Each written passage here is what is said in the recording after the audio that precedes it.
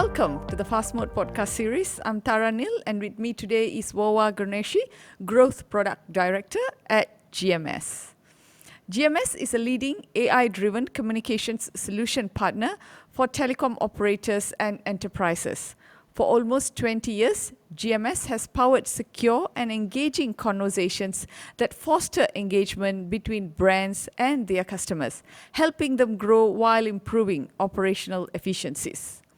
With 15 years of proven experience driving product vision and evolving global B2C and B2B products across communications, fintech, and blockchain, Vova has built breakthrough solutions for both consumers and businesses across conversational AI, CPaaS, messaging apps, network protection, and more. Welcome, Vova. Great to have you on today's episode. Thanks a lot, thanks a lot, Tara. All right. Okay. So let's dive right in. Can you tell us more about your solutions, basically your suite of communication products, as well as your AI solutions for both the operators as well as enterprises? Absolutely. The reality is the customer expectations have been always changing and evolving. And while we've been in the business for over 20 years, we clearly see how the expectations on how exactly the businesses and telecoms will engage and interact with the end users is evolving on par with the technology advancements. So in that regard, we're actually following with the user expectations. And we are here to bring the best-in-class customer experience, messaging protection, and customer engagement solutions to both enterprises and telcos. Now, I clearly realize it sounds like just as an intro to what we're bringing to the market and to the businesses we work with, but ultimately it boils down to a suite of messaging solutions across communication platforms, conversational AI, and messaging protection. And the way we're taking it to market, and it's probably what differs GMS from most of the companies out there, is that we're focused on co-creating experiences for the end users, which means we sit together with the teams on the enterprise and telco side to identify key customer personas and segments, understand customer flows and journeys they go through, figure out the most relevant and the most significant touch points in which they want to be engaged and communicated. And only after we've done the so-called value discovery, right, when we have figured out what exactly the customers are looking for, we, based on the suite of solutions we're crafting a tailored set of software tools for the enterprises and telcos to use. Oh, excellent. You talked about your offerings in three areas, right? The communications, and then conversational AI, as well as security. How do all these tie together? How do they become like a suite? Absolutely. And again, it follows the journey of the customer with the business as that customer navigates the interaction touch points over the network.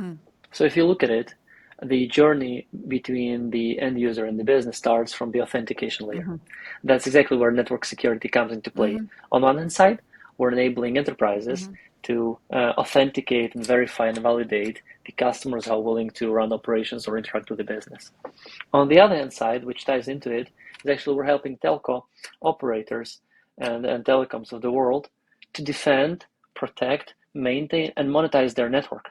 Right, they've spent quite significant effort, amount, and resources building up the 4G, 5G, voice, data, messaging, and connectivity to enable all businesses to consume it. So we are here for all the authentication purposes to, on one hand side, to support businesses and help them authenticate users in the most efficient way. On the other hand side, ensure that whenever they're using telco-related assets and telco-related channels for that authentication, it happens in a trusted, transparent, and beneficial for all parties ways, enhancing the user experience in the end. We can bring up an example. Ideally, you as an end user, Tara, I'm sure when you're trying to log into your let's say Facebook application, you'd prefer to receive an authentication message from Facebook itself and not some strange number that says, hey, here's your masked one-time PIN you should use somehow to get into Facebook application. Mm-hmm. So that's kind of how it all combines and amalgamates from the authentication standpoint. Further to that, there's obviously use cases related to promotion and service matters. And it's just the same, right? On one hand side, we're serving enterprises with tools, platforms, and services to actually build campaigns and conversations around promoting their services, promoting their products, and offering something to the end users. But on the other hand side, we're making sure that operators are fairly looped into the flow, and whenever we're utilizing messaging channels or voice channels on the operator side, they are fairly rewarded for enabling us with connectivity to get our message across to the end users. Okay. So you basically touched on authentication. So does that mean that you do, like, for example, biometrics or voice recognition kind of, authentication? How does the authentication work?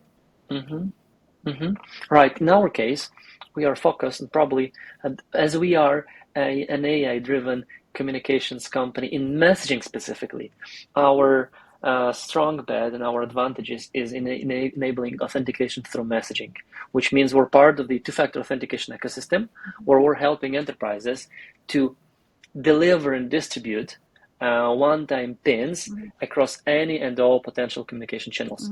So we're consciously not venturing into biometry or Face ID or any other further solutions, just because our core focus has always been and always will be on enabling messaging connections between the businesses and the end users. So the way we do it in this case, Tara, is fairly straightforward. We have built over many years connectivity with around, I would say it's over 900 operators globally, which means we're able to efficiently deliver any OTP message through messaging channels to any of the operators and the end users that are using the networks of these operators around the world. Right? That's if you're talking about the SMS text-based channel. Further, we can support termination of delivery of authentication messages through other enabled and I would say I'm trying to find the best way to describe it. There are other players like OTT over-the-top applications like WhatsApp and Vibers of the world who are also enabling delivery of one-time PINs and other types of messages, promotion, transactions, and so on and so on. So consequently, we have built sufficient connectivity and coverage to be able to carry messages across these networks as well. So you mentioned about authentication, and then we have this area of security. So do they come together, or is authentication separate from security? Both. On one hand side, these are separate streams of interactions where for authentication, you're actually working on making sure that users are able to access the services they would like to access or complete a transaction they would like to complete. And for that, you need to ensure that the transaction is verified and confirm that there's exactly that specific user who is determined to achieve what he would like to do. On the other hand side, as we were talking at the beginning of the conversation, there is a significant amount of fraud and fraudulent behaviors and bypasses and ways to kind of manipulate with all kind of authentication messages. And that's exactly where we come into play, because we collaborate with telecom operators to ensure that their messaging network is secured and messages that are delivered to the end users are actually fulfill the specific genuine need of that end user. So we are making sure that whenever a user is willing to complete an authentication transaction in a banking application, for example, or when loading into social media service, or when trying to reset a password, it's secured and it's delivered to exactly the user that was looking for it. When there's an exploit on the network, when someone is trying to mimic the user's behavior and is requesting a message that shouldn't be delivered to the user, we're making sure it's not ending up with the user and he's not confirming anything. Same applies to spam messaging, to smishing, to protection from exploit of other bypasses like voices, for example, through flash calls and robocalls, for example. So what we're doing for the telco operators, we are safeguarding their messaging network and adjacent areas to make sure that they are able to monitor, react, maintain, and monetize all messaging traffic that is supposed to travel through their network. In some cases could be related to gray routes, when messages are pretending not to be what they really are. So a message from a major global provider for some reason could look like inside the network as a local domestic traffic coming from a local provider, which is not the case, because then there's a discrepancy between the price point, right, that is assigned to different types of messages. Sometimes authentication messages could be perceived as promotion messages or as service ones, and consequently, again, there's discrepancy in the value of these messages for the end user, and consequently there's discrepancy in the value of these messages to the operator as well, right? So what we're doing here, again, we're ensuring that operator gets a fair share of messaging value that is traveling through the network. And it starts with authentication. Obviously, that's one of the most critical types of messages we carry, but ultimately it moves way beyond just authentication. It's about making sure that every single message that travels through the operator's network has a certain value assigned to it, and that value is charged fairly based on where the message has originated and what use case it's supposed to cover. So I suppose it also takes care of revenue leakages. Absolutely, and that's exactly what I was kind of leading to, and thanks a lot for bringing this up. That's exactly the point. We're making sure that operators are not bleeding any revenues from their messaging traffic on their network, internationally and locally as well, because the solutions that we introduce are able to not only help them monetize international traffic, which sometimes can travel through gray routes, sometimes can try to mimic as off-net traffic, sometimes can pretend to be domestic, transactional, whatsoever, you name it, right?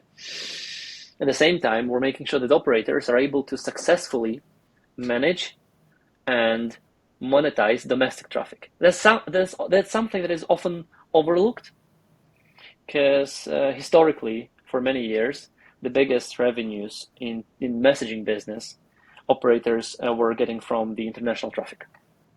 Exactly the use cases we're talking with you about with regards to authentication, making sure that Googles and Facebooks of the world are able to successfully let users use their services for which they need 2FA authentication, for which they need to terminate an SMS to the end user and make sure it's delivered on time with good quality and the user logs into the platform.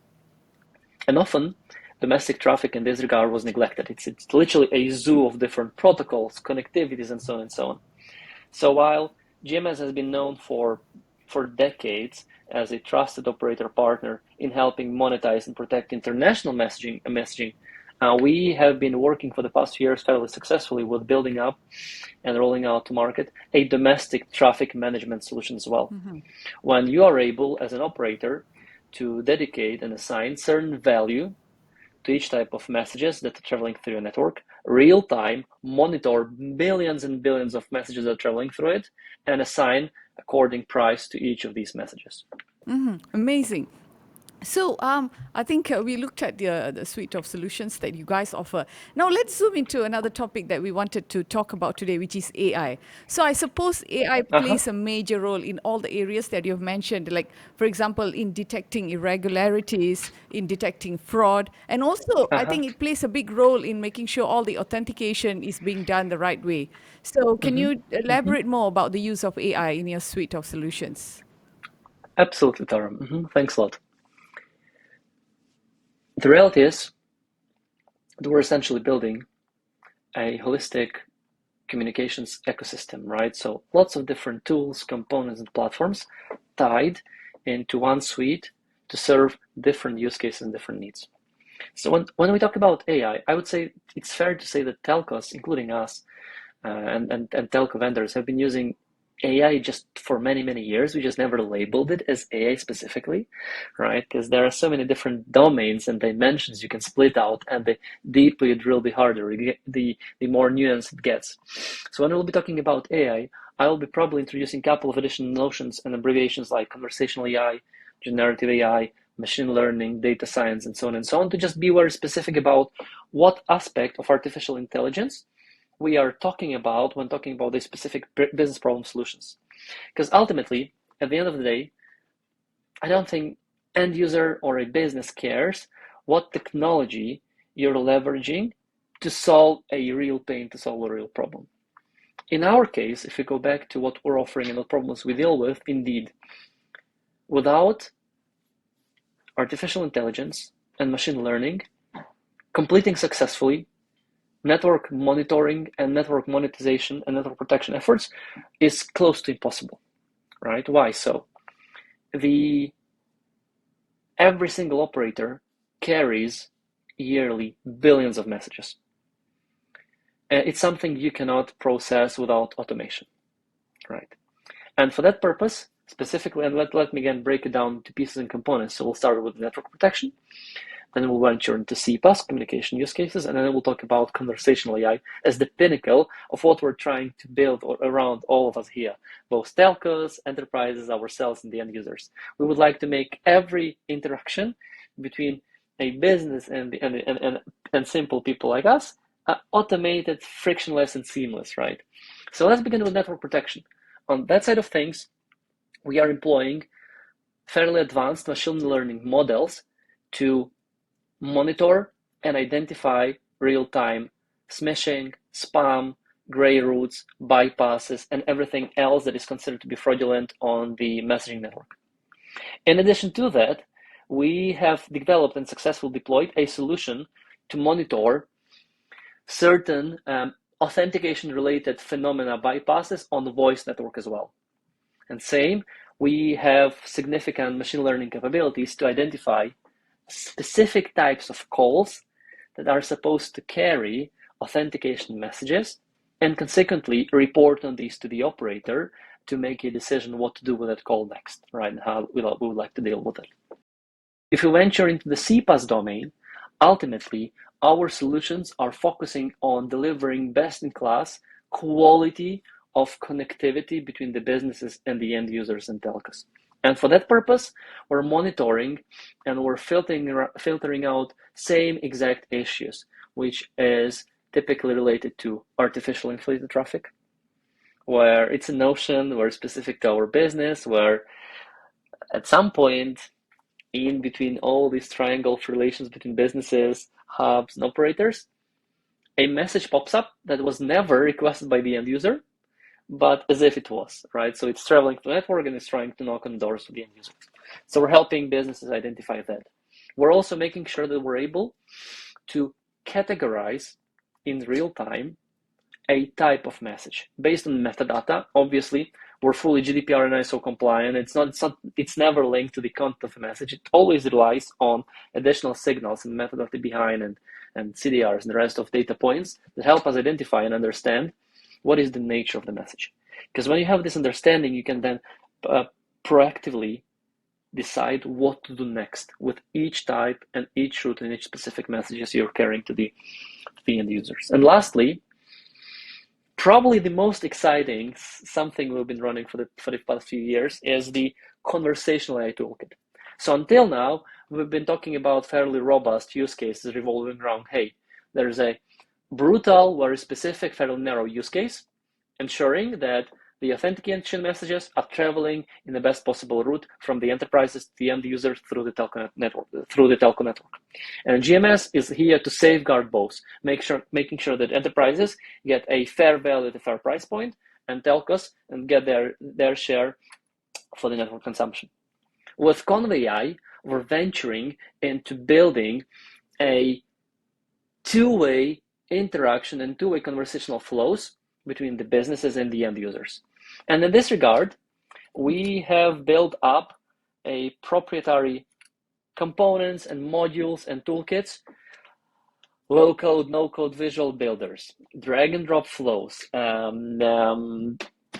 libraries to understand intent and emotions, libraries to real-time translate languages to spot how the user interacts and behaves. So basically, Conversational AI Toolkit, in our case, it's a platform that lets you build intelligent assistants to help with anything and everything. Literally, you can speak to the assistant and deal with any use case you might have in mind. In one case, it could be an intelligent assistant to help you as an employee of the company pull, let's say, there are 10 different PDFs, annual reports for the telco, for the company we're talking about, telco business. Now, you need to compare trends and how things were shaping over the last 10 years. Instead of manually going through all 10 reports yourself, you can just your AI assistant, can you please give me the summary of our bottom line, our churn levels, and our, let's say, B2C tariff plans uptake? Right, very straightforward. To much more complex use cases that we're serving on the enterprise side, where our assistants are actually helping people in need. And an example would be, let's say you had a car accident, and you're trying to reach out to your insurance company to complain about that accident. So you find their website, you're Googling online, you cannot reach out to the call center, so you're just texting. You found the form to complete, you found an AI assistant website, you're talking to that AI assistant, and all of a sudden, you realize that you need to drop off because literally car accident is happening right now, so you need to speak to the people and so on and so on. So in that case, assistant figuring out that you were silent or you were not responding for, let's say, 10 minutes, based on the consent that you've given earlier to contact you on other channels, will proactively reach out to you on WhatsApp saying, hey, you were talking to me on our website, but apparently you're probably entangled with all things that are happening around you. So let's continue our conversation in WhatsApp on a channel convenient for you, right? And with that solution, with the conversational AI use cases, sky is the limit. And that's exactly what I was talking in the beginning about co-creation and value creation, because that's not necessary. It's not sufficient to just throw a piece of software onto a business or onto a telco operator. Everyone is clueless what to do with it. It doesn't really matter. I can use drag and drop to build a chatbot or build a conversational assistant if I don't know what for I'm doing it. So consequently, the value we're bringing is to not just providing the software to enable the conversational AI experiences and two-way conversations, but rather know how to actually structure and build all the use cases one by one, how to prioritize these, how to identify what information should be there, and how we take it to the end users and end customers. Okay. So you talked about, earlier about the messaging, right? About all the messaging platform that you provide. Then we went on to talk about conversational AI. So is the conversational AI in the form of chatbots and the virtual assistants and all the use cases that you mentioned actually relate back to the messaging services, or are they a standalone? Ultimately, we treat messaging ecosystem as exactly that. It's an ecosystem. It's a combination of tools, cloud-based software, on-premises components, back-end and front-end experiences that you're exposing to network and to the businesses and to the end users. So in this regard, depending on the security regulations requirements, not necessarily you must intertwine and interconnect AI assistants and bots with the authentication messages. There is no need for that. Even I would probably take it one step further.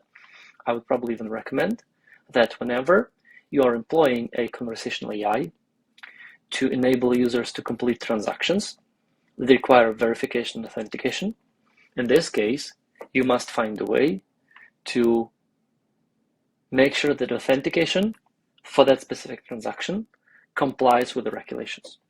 So for example, if we have already used a device as one of the factors for the end user when authentication inside the chatbot, to verify transaction, you might want to use a different channel, different ability.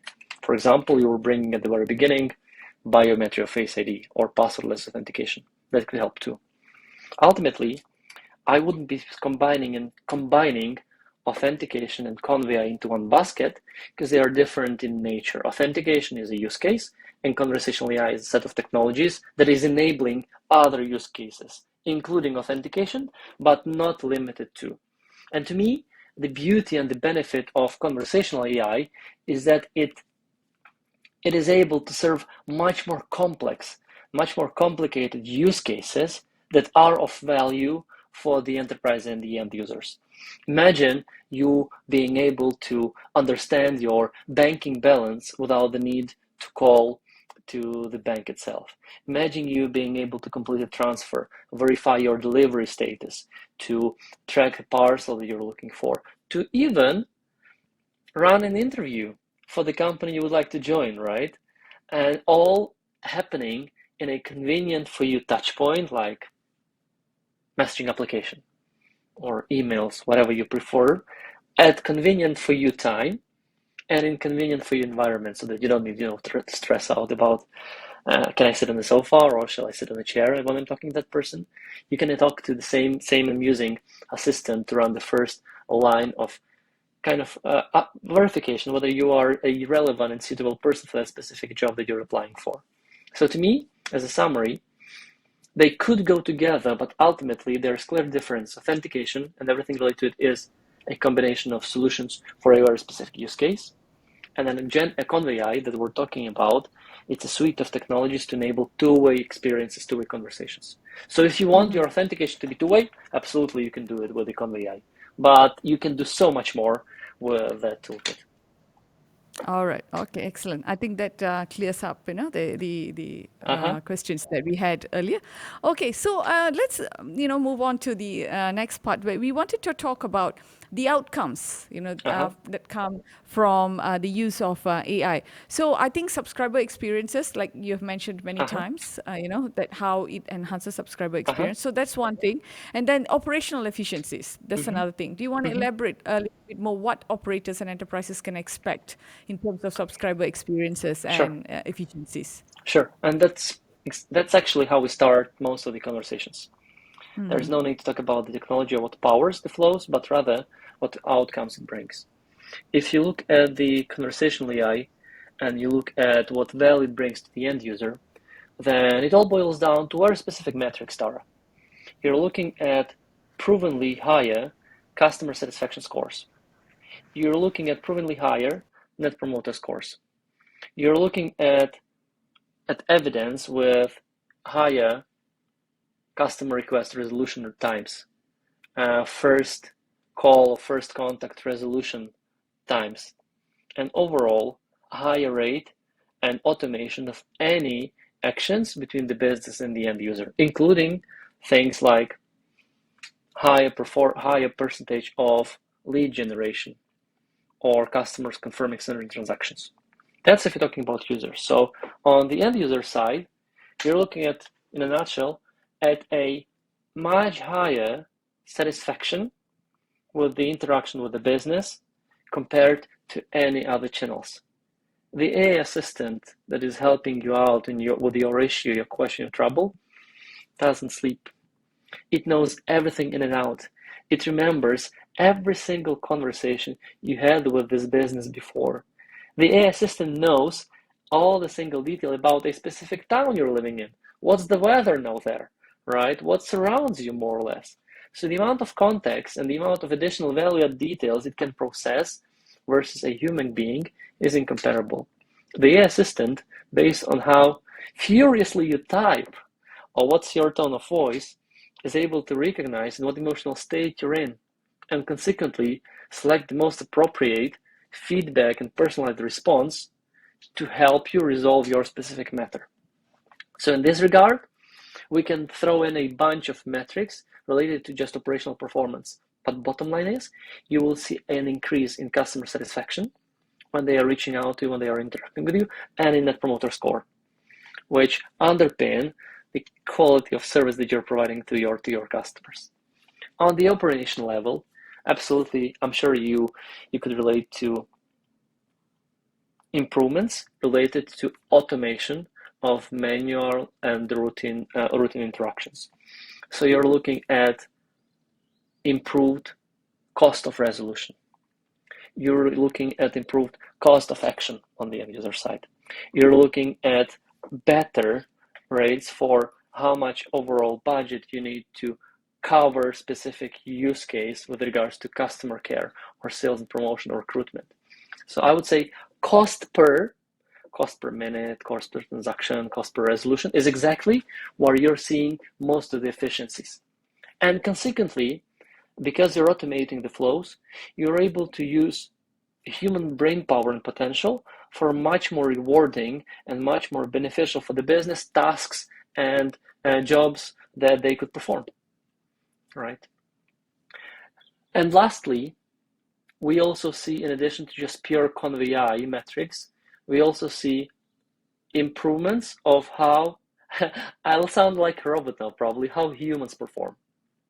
So there's evidence that employees that are using conversational AI to support them with their daily jobs and daily tasks typically are able to perform 20-30% more tasks versus non-AI assisted positions, right? Which means when you need to prepare a report, or when you need to understand, analyze data, when you need to produce content at scale, that's exactly the automation you're looking for. You need someone who's going to take away the hassle of analyzing 2,000 pages to produce a crisp summary for you to put into one tagline into an email. Or you need someone to run with you the testing of your capabilities. What call to action in a message, in an email, will work the best for a specific type of audience, which leads to much better performance of the employees who are using AI, but at the same time, significant efficiency across any conversational conversion-based touch points. Whenever you need to convert a visitor into a buyer, an angry customer into a happy customer, right? An email into a purchase, or an expiring subscription into an extended subscription, a potentially churned away customer into a long-time loyal customer. That's exactly when you're looking for Convey and a bit of Gen AI solutions to help you tailor the content that will convince that customer to actually complete the action, stay with you longer, and be more happy about how the customer was served on this specific occasion. Brilliant. Okay, so I think we are sort of nearing the end of today's session. We just have one other question. Mm-hmm. What would your advice be to both telcos and enterprises if they ask you what's the first place to start deploying, the conversational AI, and also the messaging advancements that your platform brings? Mm-hmm. Absolutely. From the conversations that we have with companies around the world, it takes a combination of factors. And I will start with us, people, because people deal with people still. And ultimately, it requires a champion, someone who aspires to make the business more efficient, better performing, more predictable, and advancing. That's a champion that we're looking for always in an organization who actually drives the effort, right? You can't leverage AI without basic understanding how it works and how it can be employed in the business. So someone who's aspiring to employ advancing technologies for the best of the company that person is working for. Second, you need to start preparing your data infrastructure and data governance. Without proper access, without you as a business understanding and knowing what's already happening with the customers, without having access to basic data points from your data warehouse, billing, contact center, interactions, network, you can still employ conversational AI, but the use cases are going to be very, very high level and very kind of superficial. So access to data. Next is everything related to ethical consumption of AI. We must ensure that we understand how AI models are operating, and we as humans are actually still controlling them, not the other way around. And the last bit would be to close off, which kind of binds everything all together, is treating ecosystem and the world around you as partners and allies rather than enemies. Work with AI enablers, like the largest large language models in the world. Talk to companies like GMS, who are helping businesses identify the use cases for Convey, right, and bring them to life. Do your own experiments, run pilots that potentially could move the needle on this or that metric. But ultimately, do not build in isolation. Build with those who are seeing and aspiring for the same as you are, right? And that's the only way to achieve it. Any technology, whether we talk about AI, blockchain, telco infrastructure, 5G, you name it, you can't rely just on yourself in the modern world. You must build it with partners who will be bringing this or that components. We all specialize in something. We all do. And a telco operator cannot become a bank just because it wants to. A media provider cannot become a gym, for example, just because it wants to, right? You need to find a way to leverage partnerships around you to build what you're aspiring for. That's my guidance. That's my suggestion. All right. All right, excellent. Excellent insights on this topic, and I think yes, that brings us to the end of the session today. So thank you, Owa. Thank you for your time. Thank you for sharing all these brilliant insights on topics like AI, and then the messaging platform that you mentioned, network protection, and also, your suite of solutions in all the other complementing areas. So thank you very much. That's my pleasure, Tara. Thank you for the questions. Thank you for having me over, and thank you for sparking the excitement of how technologies can help the world become better and serve humans to live a better life. That's always exciting. Yep. And to everyone tuning in today, thank you for listening. If you guys want to learn more, visit www.gms.net and do follow us for more updates and insights as we continue to uncover the latest in technology and telecommunications. See you in our next session. Bye bye.